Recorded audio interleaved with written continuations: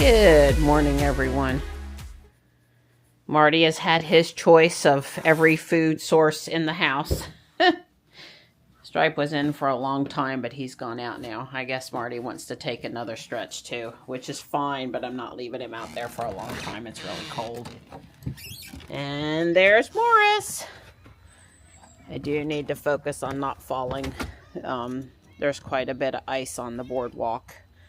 I see in the front yard where the sun is up that the ice has melted. There's Stripey, but that is not the case here on the boardwalk. So you can see here that there's ice crystals. So no fast walking.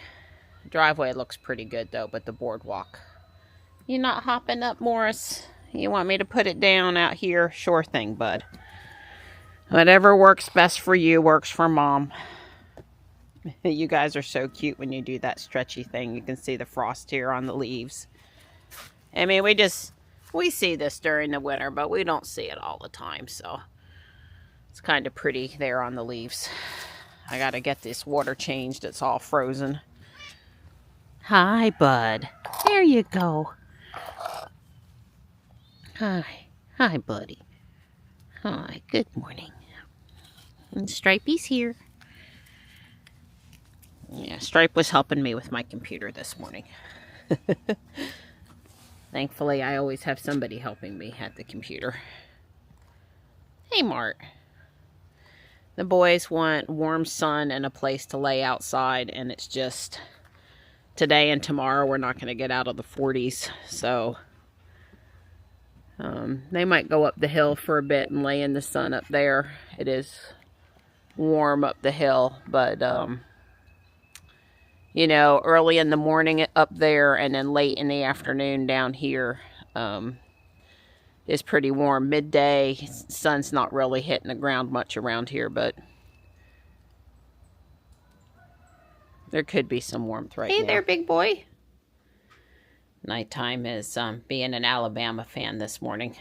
Marty came back in with me. He said, yeah, that was a nice little 5 minutes outside. Let me back in the house. So we have blue skies. We have clearing and drying. We had about an inch of rain yesterday. I am so happy. Even though we were 22 last night and all of the bird baths in the backyard except for the heated one. I meant cat water bowls in the backyard except for the heated one. Had ice in them. You can see the bird bath here has no ice. That heater has been working magnificently, and Don said it's cheap to run his energy meter. I forget what he said. Somewhere between 10 and 15 cents a day, maybe. I don't know. He's watching the graph, and it's up, down, up, down, up, down, implying that it gets caught up and the heater turns off. It's not continuously running the heater, right? It gets caught up and it doesn't run it for a while, and then it drops below the threshold and it turns it back on again for a bit. So in the 23 counties for WRAL, there were some that had snow yesterday. And I did see on the Ring camera, and I will include in the video, some snowflakes coming down over top of the bird bath. But they were big wet flakes basically melting as they entered the last part of the atmosphere, and they weren't pretty, and they disappeared really quick. And they're already talking about snow for next weekend and saying it's more favorable conditions, but not promising anything. I'm going to try not to listen to it until about Friday or Saturday when they really know what it might do. Don't ever promise snow in central NC, though. And we had a G4 flare off the sun. It's possible auroras tonight, but it's looking later than sooner based on when the flare happened and the time when it'll be dark here and all that good stuff. So right before I go to bed, I might step out here on the front porch with the iPhone and shoot up at the sky and see if I can see it at midnight, what's going on. And I'll monitor local Facebook. If people are saying, oh, we're out here, we're seeing it, then I'll go look sooner. But this one is pretty intense. So let's hope we don't have GPS satellite issues. Where do you think you're going? That was a pretty fast exit there. Where are you going? He was up here rubbing my legs and then poof down the stairs. Maybe he didn't like the airplane noise. Hey, bud. You come back and visit in a little bit. So I wanted to give an update on the printer. I printed one of my Lego wreath branches last night, and I was able to compare it to one of the ones I printed sometime last year, and it was pretty evident that the quality is still not good. And we've noticed some different things happening now, like a slight horizontal shift of the whole thing. A little bump in the print. It's hard to explain without showing. Sorry, I don't have the leaf out here. Anyway, the short story is we ordered a micro LiDAR lens because I have been getting a ton of error messages about possible first layer defects when there aren't any, and the micro LiDAR is dirty when it's not, and these are common problems when it's failing. And when it fails, it can cause a whole bunch of other problems, including that horizontal shift and possibly some of the other things I'm seeing. So I ordered it last night at midnight when Grok and I had the conversation, and I really decided that that was a problem. And hopefully it'll be here later in the week. So I'll probably still print some stuff this week, but not as much as usual, and more flat things. It just depends on what it is. If it's tall and it needs to be really smooth, I'm still not getting, it's still probably not, can't print it. I can use that branch from last night that I printed because it's behind all those studs, and the way you look at it on, you know, the top surface looked nice. So anyway, I'm going to replace the micro LiDAR next in our investigation of trying to get the print quality back as good as it was. But, you know, Don and I were rightly so questioning, well, how bad is it compared to prints? What can we print that we've printed before? Can we compare it? And the leaf, I felt, really showed the differences. So, anyway, that's where it stands. I sure do love my company in the kitchen, making use of the sunshine, trying to get this can of cat food warmed up just enough for Marty that all the juices are juicy. We're trying something new with my warming zone. What I wanted to say was, as you know, Don and I have been trying to eat food, real food, and we've always ate food, real food since my breast cancer diagnosis back in 2011, and especially by the time I had moved in here in 2013. But it really started with Weston A. Price before, you know, all the way back to 2011. And what I was going to say is, sometimes eating real food means someone in the house does food prep. And it doesn't have to be all the same person. So here's the bacon I cooked the other day. Here's cheese. I don't buy cheese in the bag except for mozzarella because of the moisture. It's too, I can't grate it well because it's so moist. But anyway, all the cheddar cheese and any other kind of cheese we use, this is Tillamook here. I grate in the food processor, which is why I care about the food process. I should have said this Hamilton Beach one lasts for 5 years at a time. But, you know, the 5th year, the motor's going to go out, and I like it. It's perfect size and speed, and I got extra acrylic for it in case I've got wet and dry things on food processing on the same meal. So that's why I got that one the other day. And then here I'm making Vidalia onions. I'm sauteing enough for a week's worth of omelets and other side dishes. Probably killing Dawn in the other room with the smell of the onion. I was thinking we would eat when we got back from the gym, as it's going on 12. But I might be convinced to cook before then. My chaffle yesterday wasn't great because I didn't have any onion. Do I prep anything else? Well, sometimes hard-boiled eggs. It's nice to have leftover steak for my breakfast sometimes. So I would say that I prep for my breakfast by cooking extra steak in the evening. I'm sure there's other things, but you know, this goes a long way. You could add, you know, you could do green onions if you wanted. I'm sure there's other prepping tips, but you know, if we want scrambled eggs and bacon, that's a 10-minute thing for me to cook for our family, not a 30-minute thing because, you know, these onions take 30 minutes to cook. So if I want onions in my egg, I gotta, you know, it's going to take a lot longer. So a little bit of prep when you have time to prep is helpful. I love the cast iron skillet for doing the onions, but it's a little heavy. So yes, Don always makes sure to get it into the bowl for me. I can go freeze that now. And the nice thing is if I put this on, there's bacon grease in there with the onions. If I put this on the pan, I'm going to cook the bacon, the eggs on. Excuse me, the eggs. Then that greases up the pan nice for the eggs too. I still might have to add just a little bit of bacon grease, which is right there in here. But it's nice that it's greasy because it'll congeal and I'll scoop it out and it'll be all good. Yeah. So that's probably 3 more breakfasts, I would say. Enough, depends. I really like I'll go overboard on the onion more than most people would want. But my girl, she loves her onion. Yeah. So Colorado. This is our refrigerator right now, and I'm sure some people would panic at the lack of food in there. And yes, I'm going shopping tomorrow, but this is about normal. There's always a carton of eggs. Donnie, when you go outside the next time, I need a dozen eggs brought in. There's only 1 left. There's always bacon. There's cheese, unless it's time to grate it again. Sour cream, cream cheese, grated Parmesan, butter is a staple down here in this drawer. There's always a couple cans of cat food, although they don't like it cold, so that's a mess. Marty's doxycycline medicine.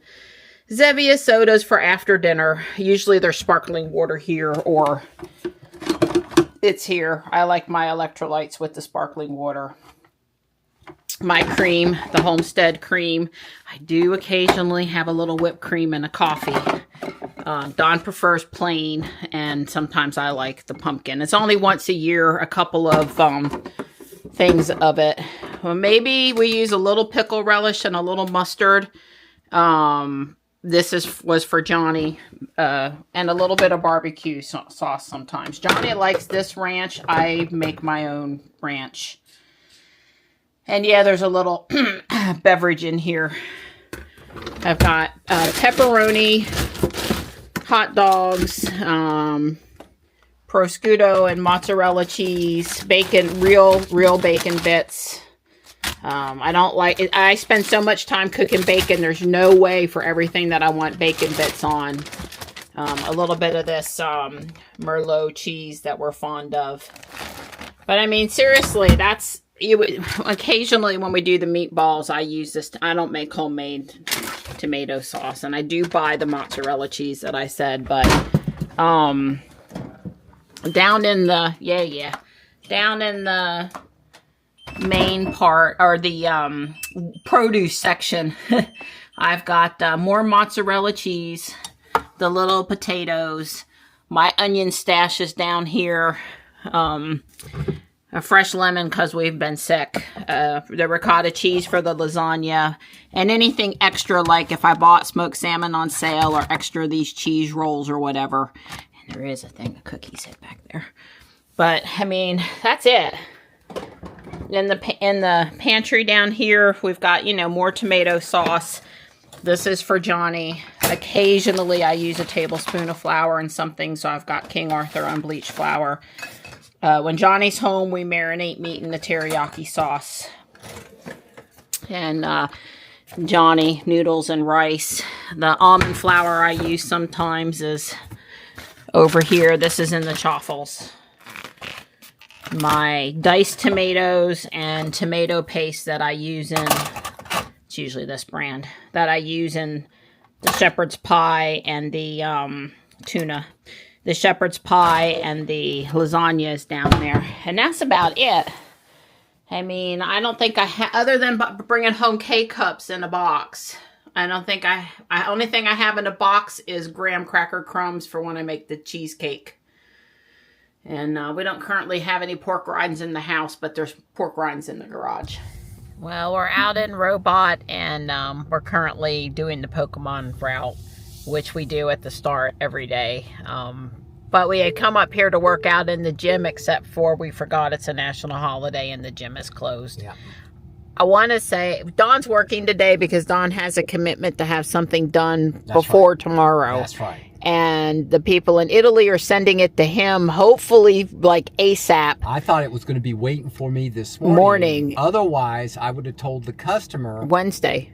That's correct. Yeah, yeah. The Italians are using their time, but not thinking about the time Dawn needs. And anyway, Dawn's working today because he kind of really needs to. Would he have taken off or not today? Well, January's not great weather for us to go do something, so probably not. It's hard to say. Sometimes you get more done when other people aren't around, and that's sort of the case today. But anyway, I just wish the gym was open. I also wish it was open on Sundays. I think I know you can go. I know the janitor guy,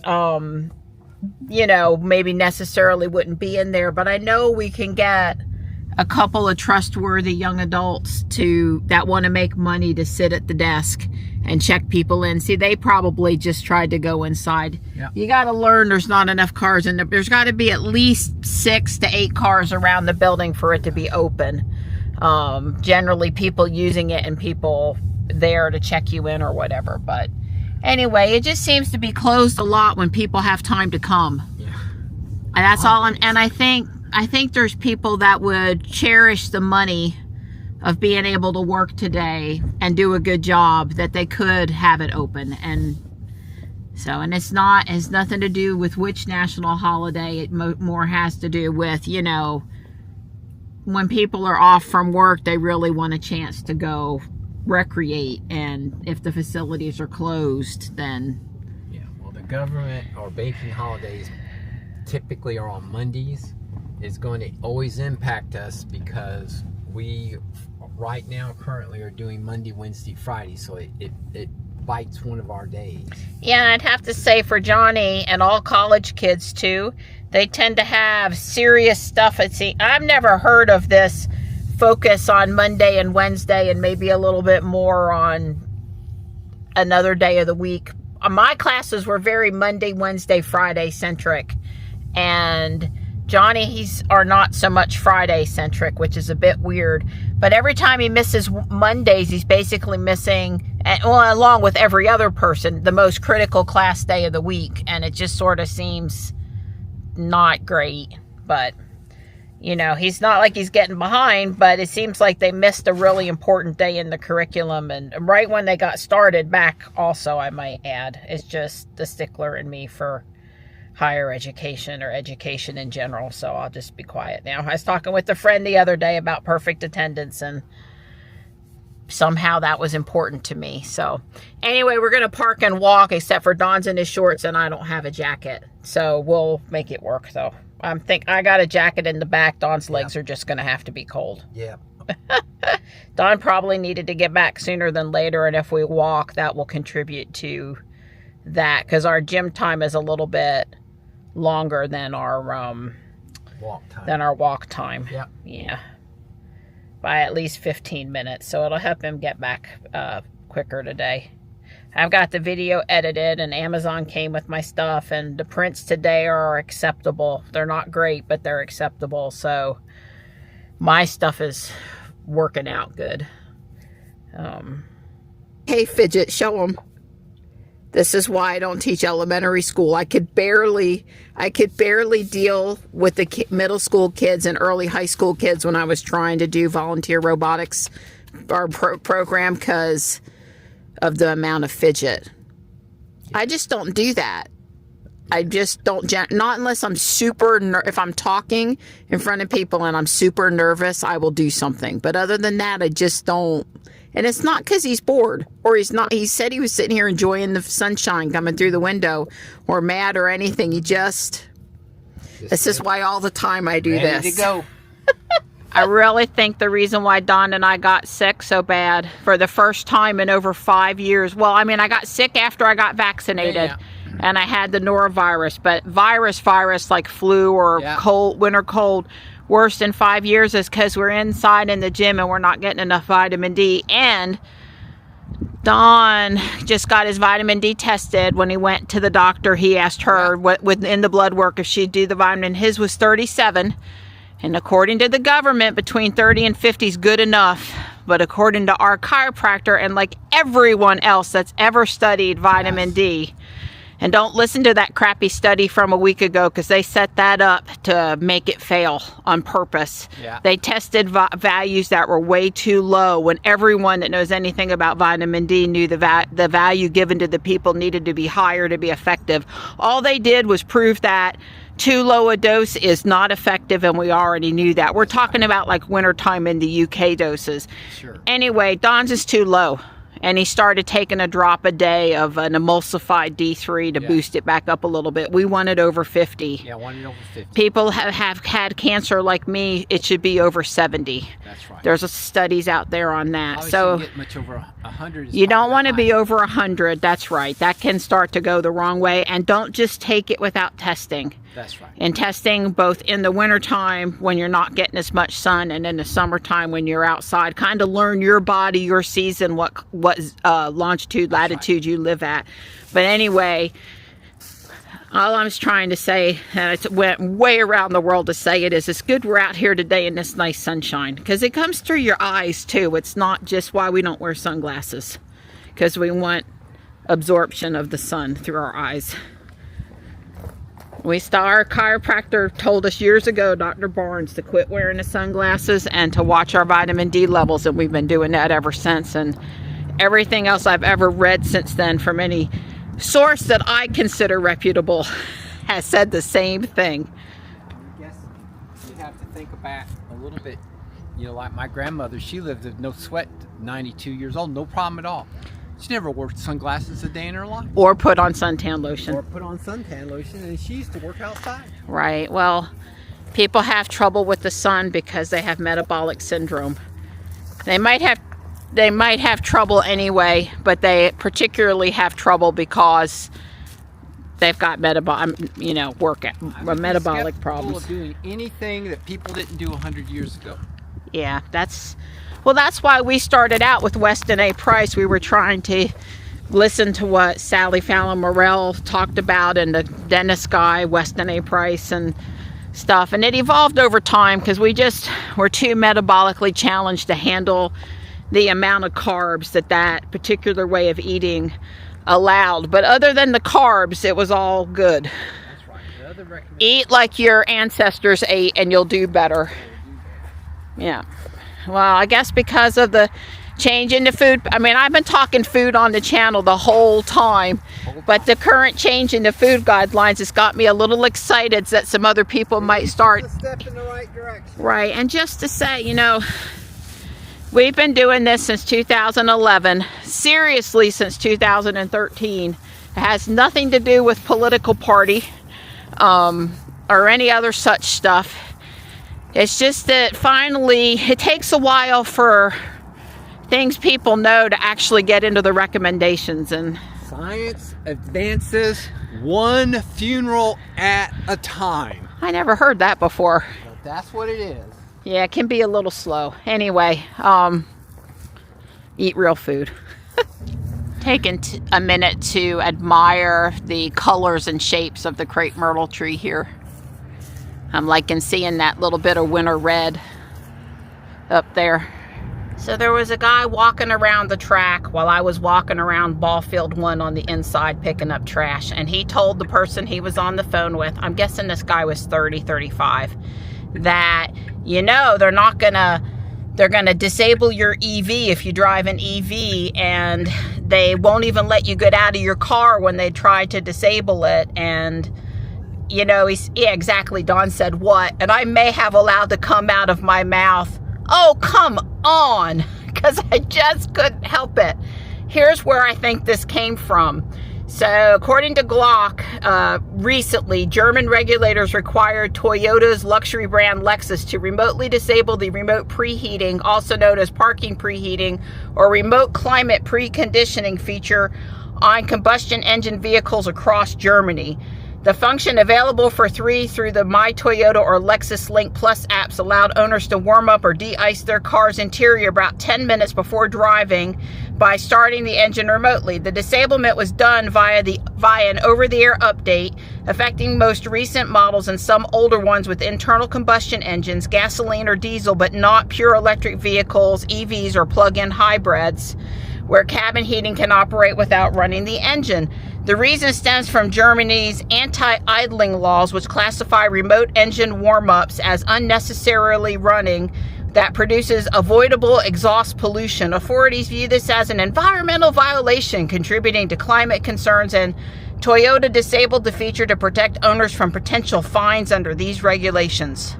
And it goes on. Okay, so first off, they did an over-the-air update to disable the remote preheat function on internal combustion engines. Okay, it had nothing to do with EVs.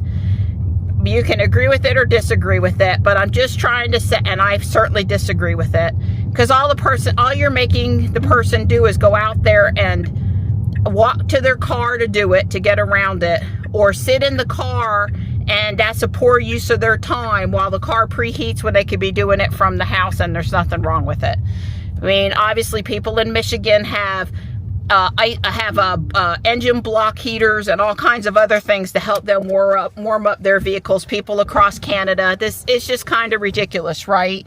It may be in the spirit of the law, but I'm just going to say it's stupid, okay? Feel free to leave me There's no mail today. That's right, silly boy.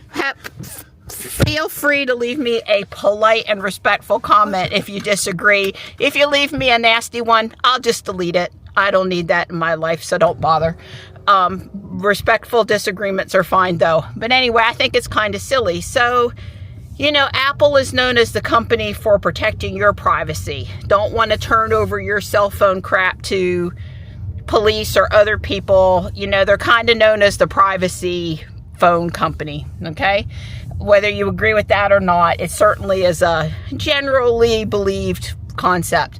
Well, the same thing goes for Tesla. You think Elon is going to turn over willingly the ability for the federal government to disable our vehicles just because they're autonomous? I mean, they may pass laws somewhere that says the robo-taxis or all autonomous robo-taxi type things don't run if there's a governor-declared state of emergency due to the weather, okay? Maybe that happens, but your personal vehicle, I think Elon would have problems with that. Now, Don does feel more strongly than me that autonomous vehicles might be sidelined due to weather and government regulations in the future, but it ain't here yet. That's all I'm saying is that I see down the road that even privately autonomous cars are going to be disabled and not able to drive in inclement weather. If you have an emergency, they'll have a process to handle the emergency, but I see that coming. I don't like that idea, but I see that coming. And it doesn't make us not want to drive a Tesla. Oh, it's got nothing to do with Tesla. Right, you and I ain't going out in bad weather anyway. Yeah. If I drive anything in bad weather, I'm going to drive my GMC or the Honda. I'm not going to take my nice car out because it's too expensive. Look, it's just all new cars. You scratch them, you put a little dent in it, and it's $15,000. So I would just tell people, you're nuts. Just don't do it. Well, and I want to point out, too, that it's not just... I think all the ICE vehicles are fixing to have over-the-air software updates too. It's not, it's not like there's something special about EVs. It's just that Tesla did it and they happen to be an EV. But this remote auto update thing, software update, was an ICE car. So if you think that driving a new ICE car is going to prevent the government from shutting your car down in a weather emergency, I think you're a little misguided. It's got nothing to do with EVs or Tesla, although I like having Elon on our side of protecting our freedoms. Well, it's a version of the nanny state. The nanny state knows better. You shouldn't go out and drive in bad weather. This nanny state, that's all it is. Well, I'm more in the middle of the road between let's use our smarts and not make emergency responders have to come get you when you really didn't need to be out there. But I have no problem with the governor saying no emergency vehicles will be on the road for anything. Yeah, If you you're go on out your there, own. you're on your own. But we'll let you go out there. Libertarians rule, baby. Yeah. Anyway, it's food for thought, but I think it's not just EVs, which was the thing that upset me about what the guy said, because he wasn't repeating to his friend anywhere near the accurate news story. And it was just another excuse. And it was nothing to do with EVs, and it just wasn't right. And I restrained myself from going over there and educating him only because he was about 6'3" and looked like a football player that could have put a hurt on me. But I was tempted. I was still tempted. And let's just say he and I were probably don't have a lot in common in our cultural upbringing. I'm being as polite as I can about it, and so me telling him something probably wasn't going to go over well. But I hate untruths or mistruths. I had to restrain myself. So, good girl. Well, thank you for that. I didn't want that kind of excitement. Well, Don was way far away, but I did look at his size and have a little respect for shutting my mouth where it didn't belong. Amen. The next thing he told his friend was, and this might happen sometime in the future. I'm not saying it's impossible. We're having trouble getting rid of the penny, folks, okay? Do you really think in the next, say, 5 to 10 years we're going to be able to get rid of the dollar bill or go to a totally cashless society? Not happening. That's a conversation for another day. But I just know I don't want that to happen either, but I'm not really sitting here fretting over it. And he was telling his friend how the dollar bill was going away. Maybe he was confused and heard penny, but translated the dollar bill. You know, this is the old party game, Donnie, where a bunch of people sit in a room. They sometimes they do this in elementary school with kids or middle school. They put them in a line of chairs and and the teacher whispers something into the ear, and then that student does to the next student, and then that student does, and after you get to the 20th student, they tell the teacher what they heard, and it does not resemble. Well, and I think that is an honestly really useful exercise with children to teach them how things that are repeated around as news aren't always exactly what happened or what was said. I mean, I grew up understanding that, but sometimes I'm not so sure today's kids get it. So anyway, I think this gentleman, although he was, like I said, at least 30 and a full adult and all of that stuff, he's a little less informed and more he wanted to stir the pot and fire some people up and let's go raise some you-know-what over it. Yeah, I guess. And I don't need that in my life either. These are Lego minifigures from Series 28. That's the series we're on now. And each series has 12 figures, and these boxes have 6 of the 12. I think pretty much guaranteed to be unique. If you order 2 boxes, you might get different ones, and you might get the same ones. Anyway, there's a cat in here and some other cute ones that I was interested in having, and I'm going to go ahead, open them up, assemble them, and then I'll show them to you.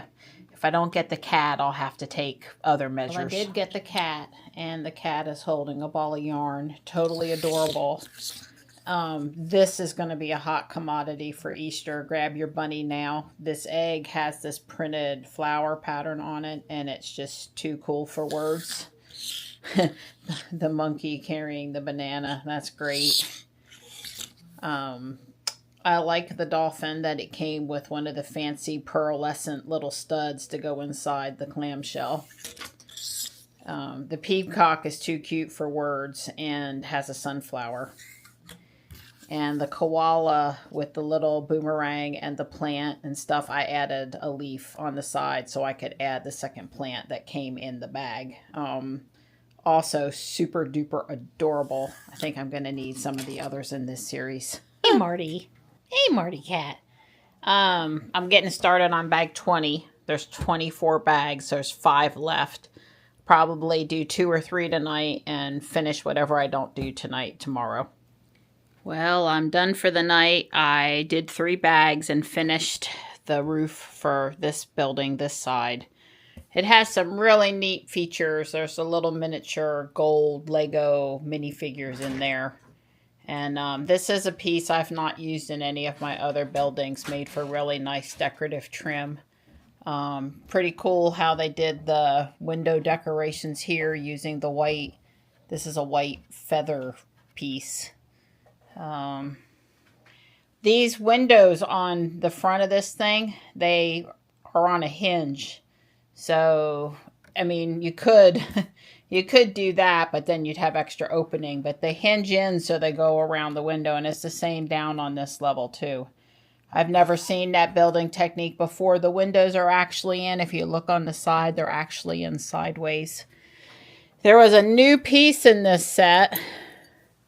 Trying to get it in. Here, let me set it down on the here.